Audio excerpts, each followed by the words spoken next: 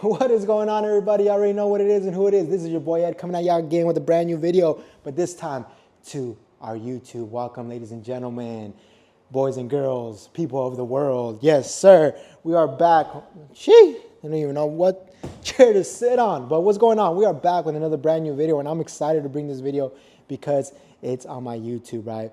We are moving all of our content making into YouTube because YouTube, guess what, pays you for your content. I know Instagram does as well, but I feel YouTube pays you a lot more better, and also your reach on YouTube is a lot more better than I think it is on Instagram, right? But anyways, the point of this video is kind of talk about barbering, right? What does barbering mean to me, and what is barbering to me, right? After being in this industry for 16 years and seeing it become what it is now, right?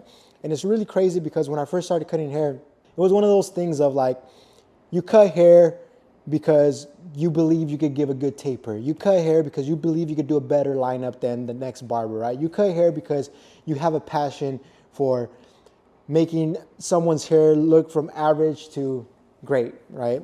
So when I first started cutting hair, it was one of those things where I would look at everybody's hair and I would just be like, hey man, I can make your hair look better. Hey man, I can make your hair do this, right?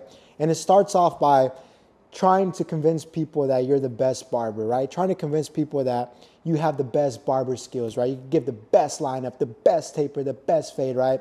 Until everybody does, right? And I feel like that's the state that we're in right now, is that everyone is so skilled and talented with barbering that it's like you can't tell the difference of who gives a good fade and who gives an okay fade, because everyone is just so good now, right? Everyone just, even if you're not good, you still become good because the access to all this new video, new information, new techniques, new tutorials, right? When I was coming up, we didn't have all of that stuff, right? So it was like, if you were a good barber, you were a good barber. But what I feel barbering is headed towards now is that it is oversaturated, just with any market, right? Eventually it gets very oversaturated that you have to start doing things different in order to stand out. And when I mean different, I mean in a way of like, it's not just about how good of a fade you give anymore. It's about how good of a person are you to your client, right? How good of a conversationalist are you to your client? How good of a listener are you to your client? Because at the end of the day, right, I truly believe my success as a barber has come down to the fact that my character has been developed over the years, that I understand people at a core level, right?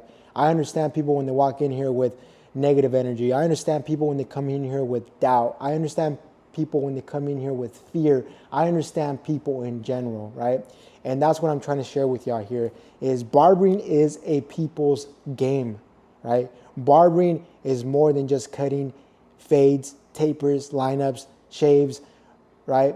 That's the byproduct of what you do. But what I really think the true essence of barbering is being able to connect with the client for the short period of time that they're sitting in your chair, right? Have a laugh, you know, have the client unwind, make him feel comfortable enough to open up to you, right? Because at the end of the day, we're all facing invisible battles that we don't share to the world, or the world doesn't even know that we're going through. But if you become a skilled individual, you understand emotional intelligence, you understand social intelligence, you can pick up on subtle cues that people have, that they show with facial expressions, body language, right? Which then allows you as a barber to be able to kind of pick and choose how you want to approach your client depending on the vibe that they're giving you, right? If a client is coming in very, very anxious, it's your job as a barber to make that client less anxious, right?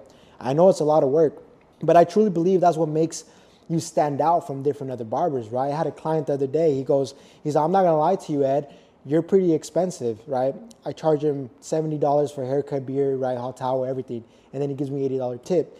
And he goes, you're pretty expensive, but he goes, I tested my luck and I went to a different barbershop and I realize now why you charge the way you charge. And I would argue, I charge pretty cheap. $70 is pretty cheap, right? There's barbers that are doing $100, $120, even $150, right? I think I'm at a fair price for the amount of time that I've been cutting hair. But going back to what I was trying to tell you, he comes and tells me like, hey, Ed, I know why you charge what you charge, because of you, because of the person that you are.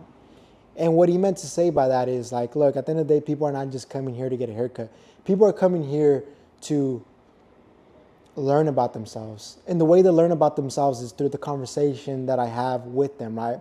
I ask them a certain set of questions that makes them reflect about their life, makes them reflect about what it is that they're trying to achieve, right? Their goals, their dreams. What habits do they have that are stopping them from achieving those habits, right? And I feel the way that the industry is headed towards is that we're almost going to become therapists. If not, we are already therapists, but a lot better than therapists, because not only are we healing them with our conversation, we're also making them feel better with the end result, which is the haircut, the service, right? You want people to come into your chair and feel eased. You want people to come to your chair and feel relaxed. You want people to come to your chair and feel that they can trust you with just about anything, right? God forbid, right? God forbid that you as a barber goes behind your clients' backs and don't keep things that are a secret, right? I've seen it play out so many times. And I would say I'm even at fault of it. I would say I'm even guilty of it, right? Not knowing my social intelligence or emotional intelligence, right? When I was an immature youngster, right, cutting hair at the age of 15 to like, I would even say 25. Those are like my immature days, right?